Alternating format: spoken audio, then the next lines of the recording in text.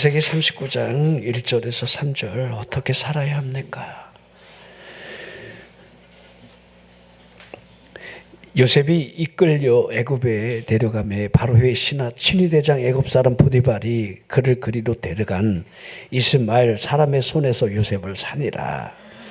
여호와께서 요셉과 함께 하심으로 그가 형통한 자가 되어 그의 주인 애굽 사람의 집에 있으니 그의 주인이 여호와께서 그와 함께 하심을 보며 또 여호와께서 그의 범사에 형통하게 하심을 보았더라. 아멘. 자, 제가 제목을 어떻게 살아야 합니까? 라는 이 물음을 던지고 있는데 요셉처럼 일하고 이미 답을 가지고 말씀을 나누려고 합니다. 요셉처럼 살아면 된다. 자, 오늘 이 1절부터 3절 이 말씀이 여러분이 그냥 하나의 모습으로 그냥 다가와 질 수 있다고 생각이 되어지죠. 누군가가 그를 바라보며 뭘 느끼고 있었다는 거예요.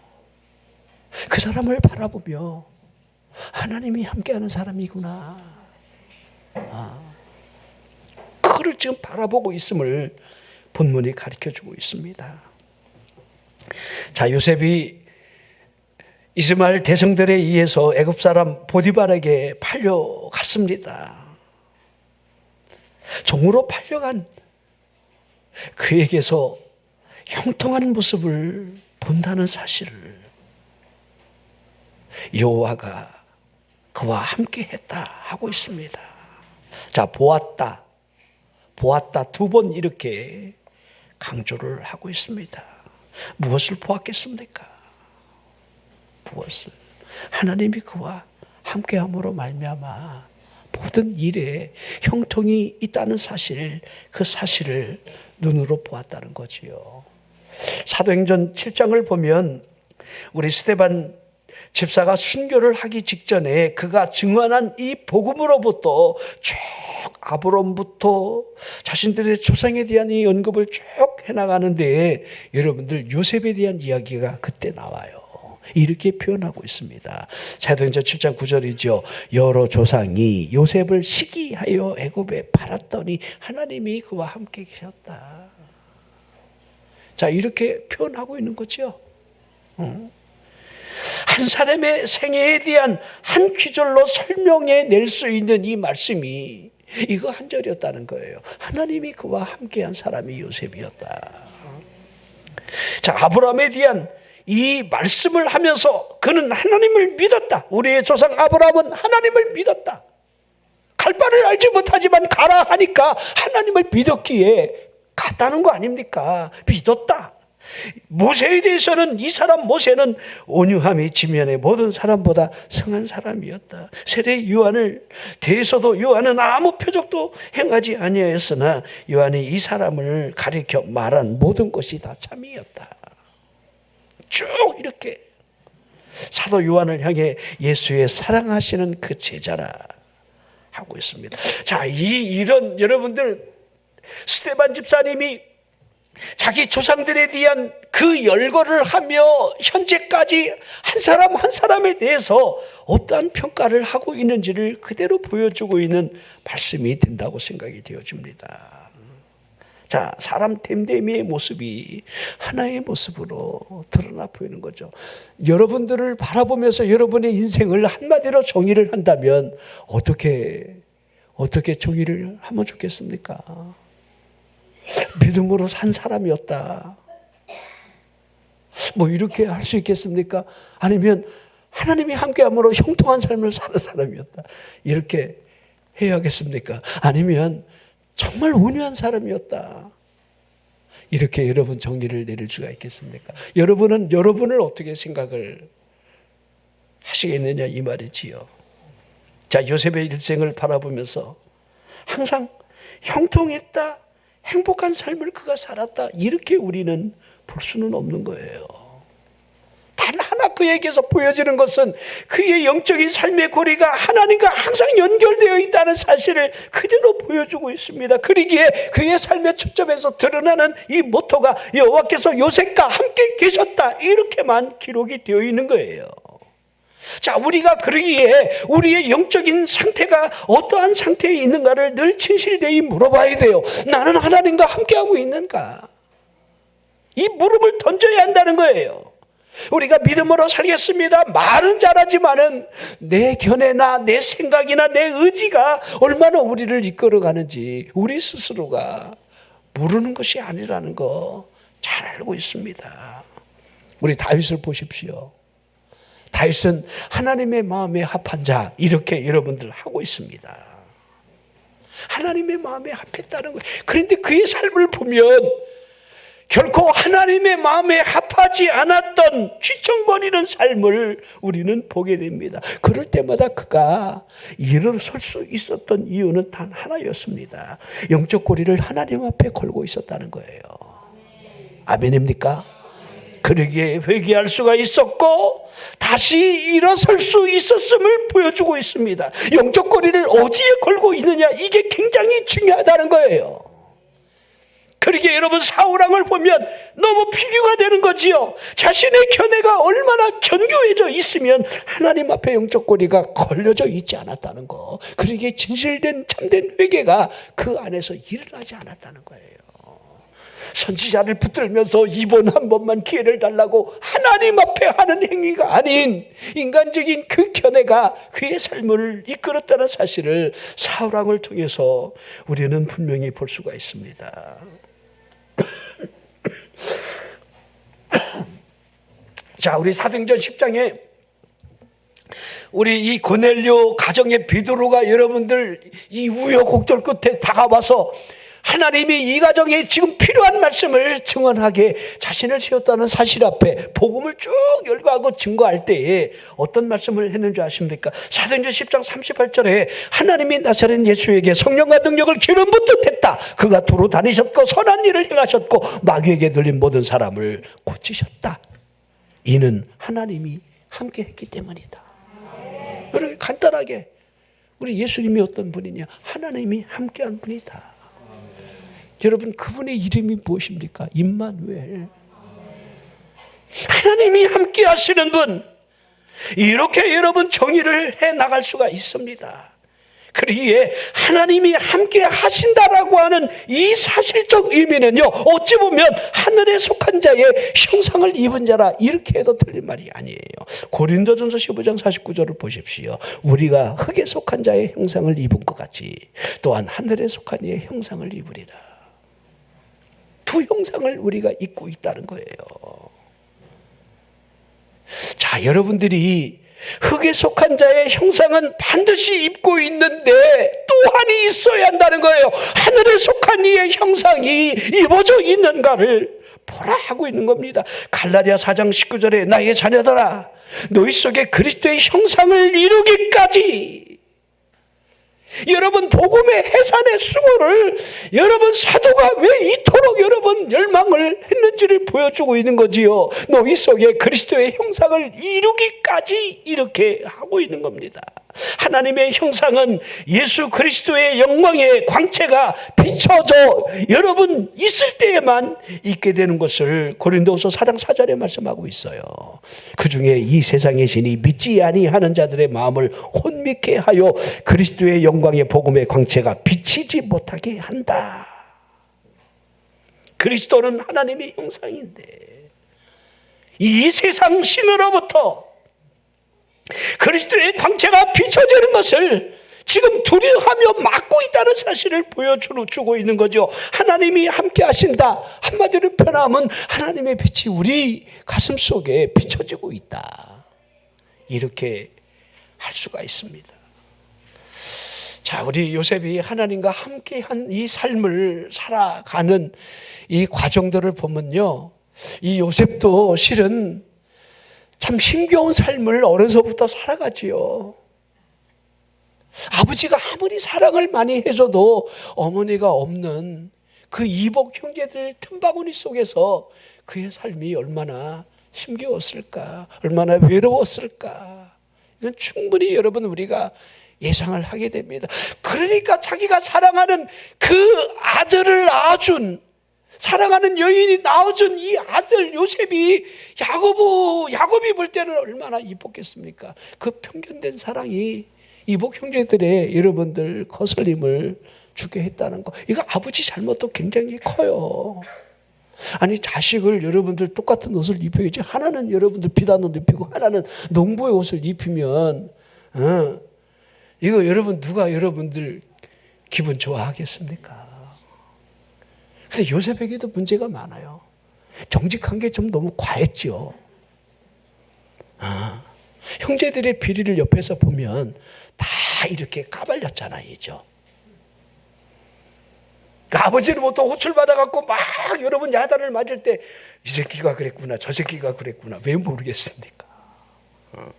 더군다나 여러분들 꿈 얘기를 자꾸 하는데 너무 기분이 나쁜 거야. 그게 결정터였죠. 근데 아버지와 여러분 형제의 여러분들 이 간극의 차이를 보십시오. 아버지는 그가 꾼 꿈을 가슴 깊이 여러분 가슴에 두고 여러분 새겨보는 거예요. 근데 형제들은 그렇지 않았습니다. 그러기에 여러분들 그를 죽이기까지 미워했던 그 시기심이 이를 죽임으로 말미암아 너의 꿈이 어디까지 가겠는가라고 하는 이 삶의 끝판을 우리에게 보여주고 있습니다. 아버지의 심부름으로 인하여 먼 거리 형님들을 위로하러 간 그 길이 형제들의 시기심으로 말미암아 이스마엘 대성들에게 팔리게 되고 애굽까지 여러분 내려가게 될 줄 상상이나 했겠느냐 이 말입니다. 애걸복걸하며 이복 형제들에게 나를 살려달라, 형님들이여 그리하지 마소서, 아버지에게로 나를 보내달라고 애걸복걸하는 이 요셉의 여러분 어린 나이에 그의 그 심장이 얼마나 여러분들 다 들어갔겠느냐 이 말입니다. 그러한 그를 외면한 채로 이스마엘 대성들에게 돈을 받고 팔면서 사막을 지나가는 힘든 그 여정길에 처음 겪어보는 채색 옷을 입던 그가 겪어보지 않았던 그 고통의 그 발걸음이 얼마나 무서웠고 두려웠겠느냐 이 말입니다. 노예 시장에 팔려나가기 위해 서 있는 그 장마당의 그의 모습이 얼마나 여러분 초조했겠습니까? 자신을 사가는 사람이 아마도 인격적으로 대우해 줄 수 있는 좋은 사람이었으면 좋겠다, 얼마나 마음으로 빌고 또 여러분들 바랐겠느냐 이 말입니다.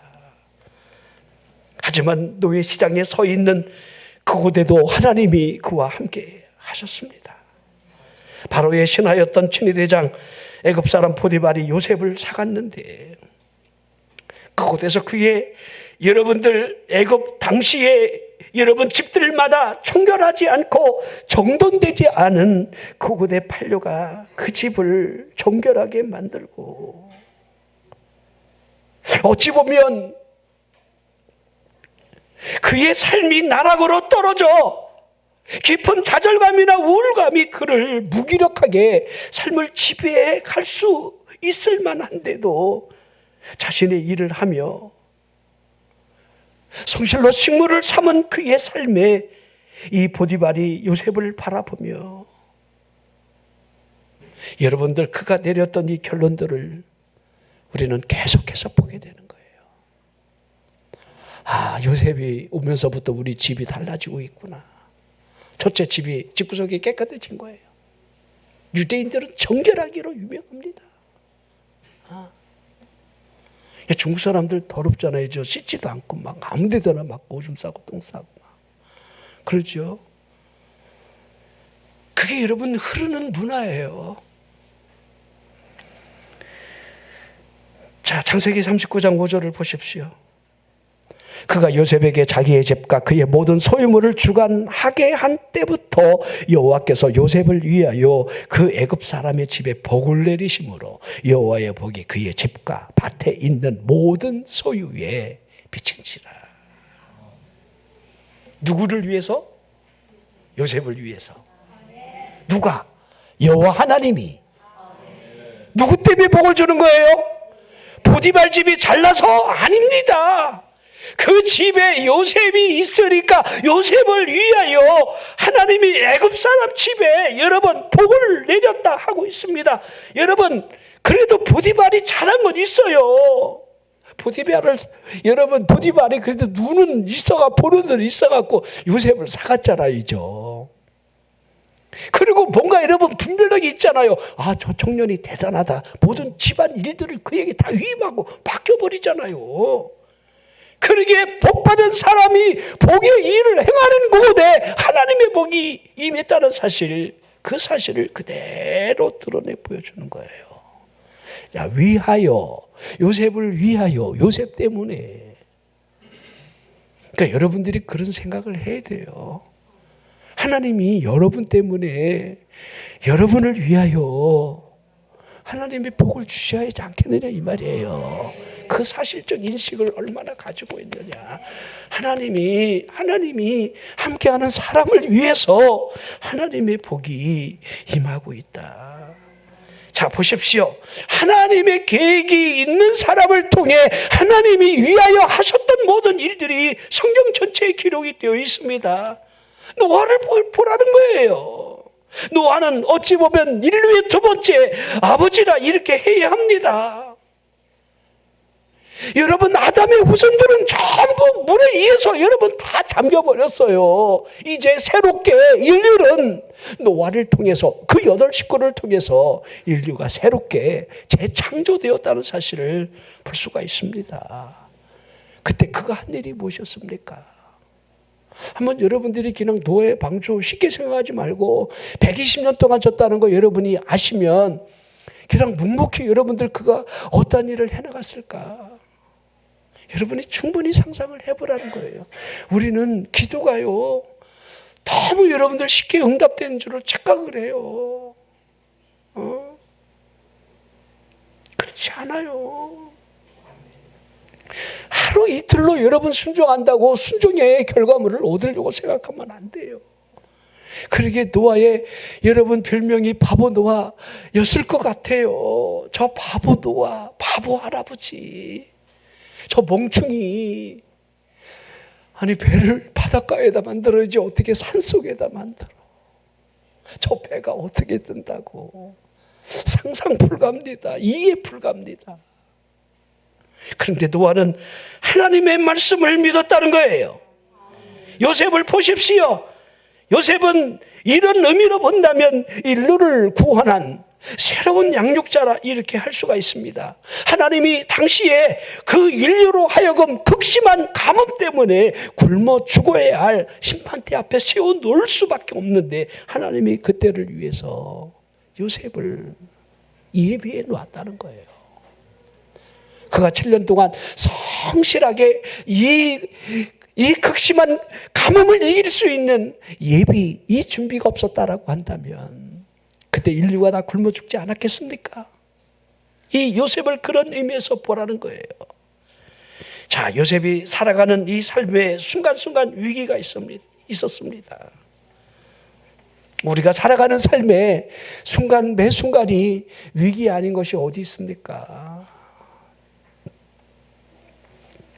그러나 여러분들이 이 한 가지 사실만큼은 이 말씀을 통해서 여러분들이 늘 생각을 하셔야 돼요.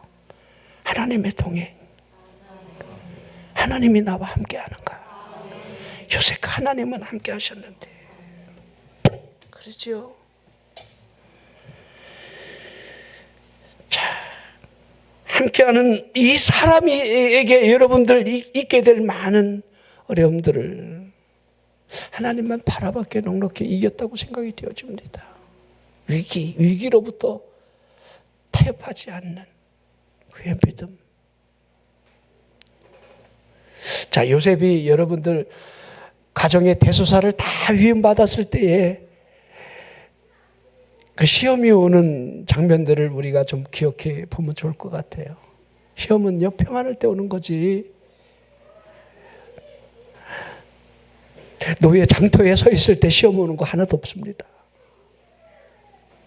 그 위기를 넘겨내잖아요. 하나님만 바라보잖아요. 보디발 아내가 그렇게 유혹을 해도 하나님만 바라보잖아요. 그 결과가 무엇이었지요? 그 결과가 여러분들 한번 들어가면 나오지 못한다라고 하는 왕의 감옥 토굴 속에 들어가게 되는 그 비참한 여러분들 결론이 그 앞에 주어져 있었습니다.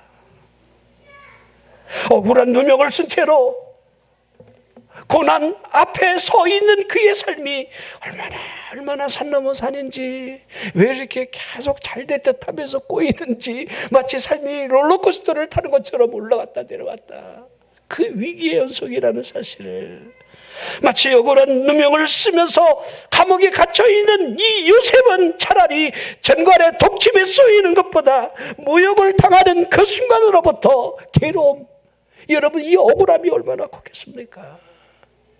하지만 토굴 감옥 속에 어두침침한 흑암 속 안에서도 하나님이 함께 하셨음을 그는 느끼고 있는 거예요. 죄수로 전락되어 있는 그곳 안에서도 하나님이 나와 함께 하셨다. 그러기에 그의 성실함과 근면, 온유함이 감옥의 전옥의 마음을 얻게 되었다는 사실을 설명을 하고 있습니다. 그 감옥에 들어가서도 그는 모든 죄수들을 다스리는 위임을 받게 됩니다. 거룩한 마개를 물속에 집어넣어 눌러도 다시 올라오는 것처럼 요셉은 눌러도 다시 올라오고, 여러분 거룩한 마개의 역할을 지금 보여주고 있는 겁니다. 나는 여러분들이 아무리 삶이 힘들어도 그 무엇이 여러분을 누르고 또 눌러도 다시 올라온다는 사실을 믿었으면 좋겠습니다. 7번 넘어져도 8번 다시 일어나게 하시는, 잠언 24장 16절을 보십시오. 대저 의인은 7번 넘어질지라도 다시 일어나려니와 악인은 재앙으로 말미암아 엎드려진다는 거예요. 여러분 계속 눌러도 일어나는 거예요. 위기가 와도 다시 일어나고, 회복이 있고 피할 길이 주어지고, 이 요셉을 통해서 우리에게 보여주는 단 하나, 하나님이 그와 함께 했다는 사실. 그러기에 그가 가는 곳마다 왕이 되게 하고 선지자가 되게 하고 모든 사람이 요셉의 영향력 아래 놓이게 했다는 사실을 보여주고 있습니다. 지하 토굴 속 감옥의 왕국 안에 있어도 하나님이 함께하는 그 자리는 그의 왕국이었다는 사실이지요. 그곳에서 선지자로서의 능력을 행하는 모습을 보십시오.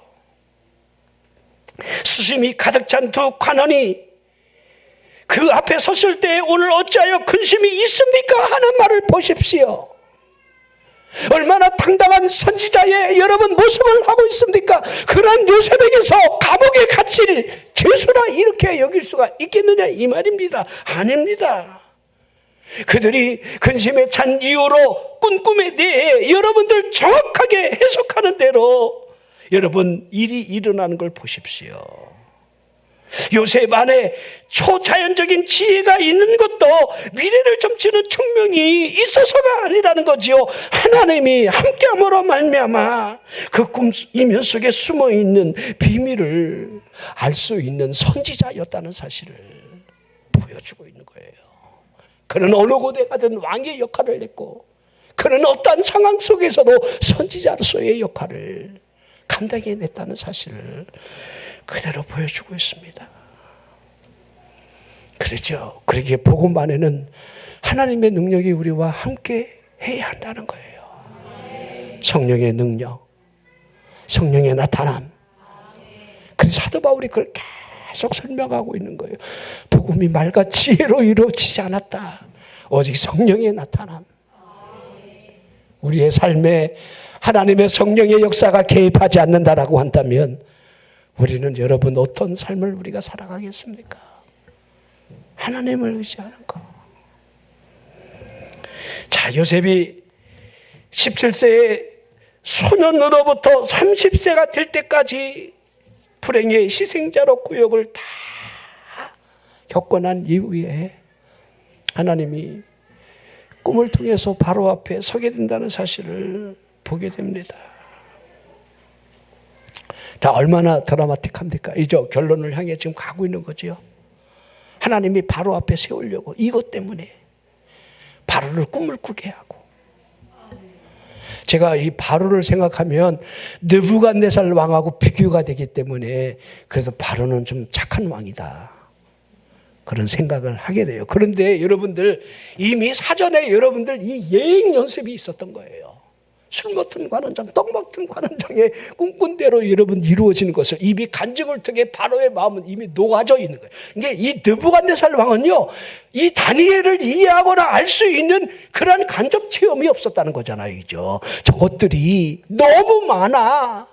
연자가 너무 많고 박사술사들이 그렇게 많은데도 저것들이 하는 말을 못 믿겠다는 거예요. 뻥이라고 생각이 되어지니까 내가 꿈꿈을 얘기하고 네가 해석하면 내가 믿겠다, 여기까지 여러분 이르게 된 거예요. 그리고 다 죽인 거예요.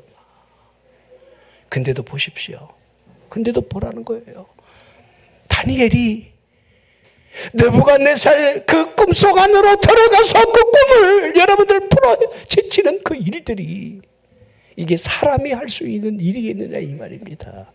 성경 전체를 보십시오. 하나님이 풀어난 이 계획 안에 여러분들 이루어지는 모든 일들, 사건 하나하나에 하나님이 개입하지 않는 것이 있었느냐 이 말이에요.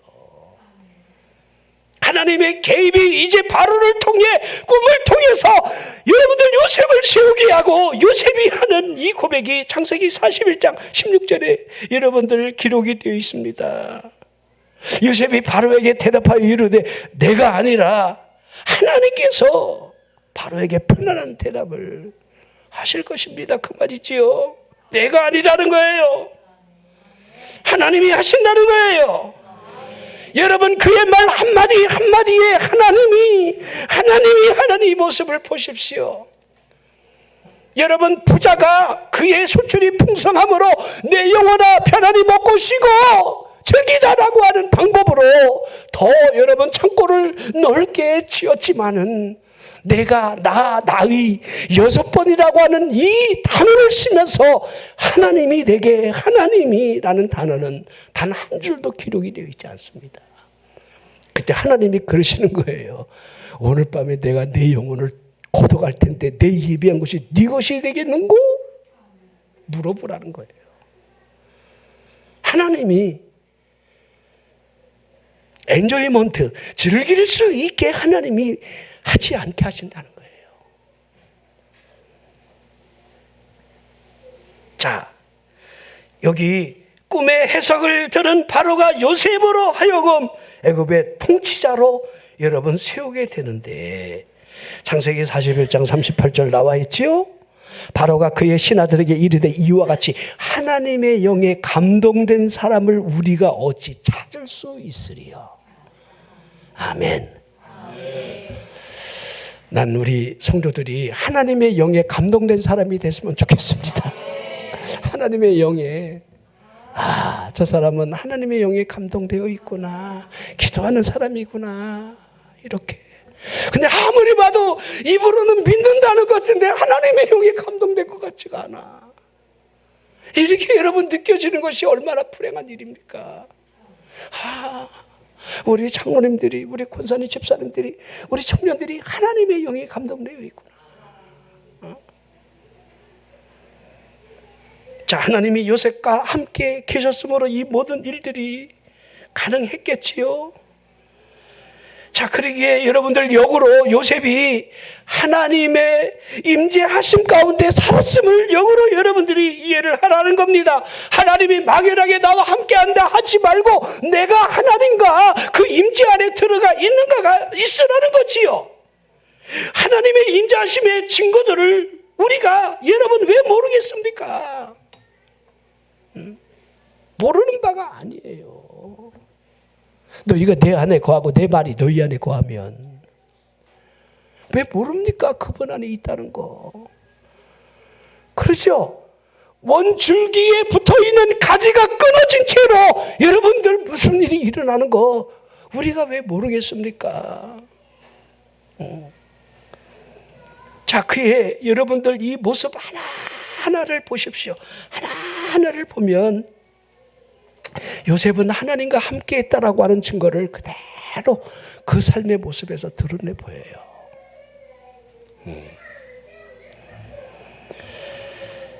자, 이제 총리로서의 역할을 하면서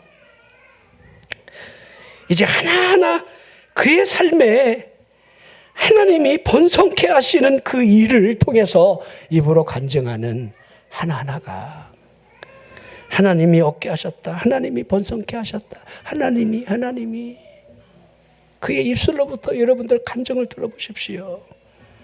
자, 훗날 여러분들 장남 이름을 문에사라 하게 하고 또 차남 이름을 에브라임이라 이렇게 하는데 그 이름의 뜻을 좀 보십시오. 요셉이 그의 장남의 이름을 문에사라 하였으니 하나님이 내게 내 모든 고난과 내 아버지의 온 집의 집 일을 잊어버리게 하셨다며, 차남의 이름을 에브라임이라 하였으니 하나님이 나를 내가 수고한 땅에서 번성하게 하셨다. 한번 보세요. 하나님이 해주셨습니다. 하나님이. 창세기 49장 8절에도 유다야, 49장 8절 10절인가요? 부친 야곱이 이들이 누구냐 할 때 하나님께서 여기에게 내게 주신 아들들입니다. 하나님이 내게 주신, 하나님이 여기에서 내게 주신 전부.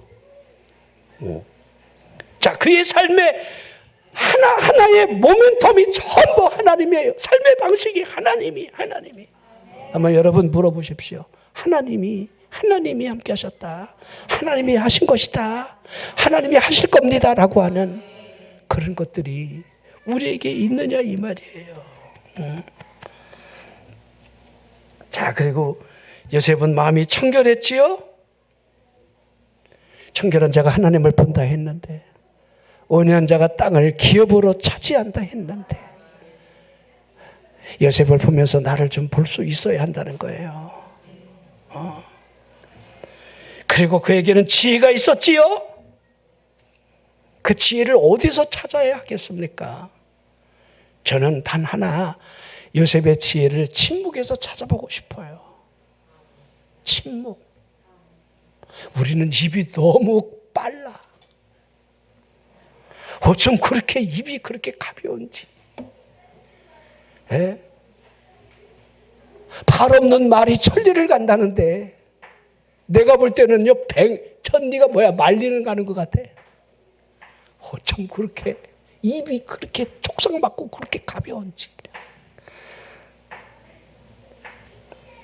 침묵은 금이요 웅변은 은이라는 말이 있는데, 감옥에 들어갈 때 요셉을 보면요, 그냥 아무 소리 안 하고 그냥 감옥 가요. 그냥 얼마나 억울하겠습니까, 이죠? 얼마나 억울하냐고. 여러분, 안 억울합니까? 이게 뭐라 그래도 여러분 좀 해야 되잖아. 이제 주인이요, 그게 아닙니다. 그게 우리 애들 그게 아니라니까요. 그게 이제 우리 애들도 여러분 부모에게 대들어요. 그게 아닐 때는. 진짜 그 말하는 거 보면 진실성을 느끼게 될 정도로 그게 아니라는 거예요. 막 그게 아니라고 막 그러잖아요. 우리가 막 그게 아닐 때 얼마나 막 화가 납니까? 이죠? 막 목소리가 높아지면서 그게 아니라니까 막 그게 막 그러는데, 이 요셉을 보십시오. 아무 소리 안 해요.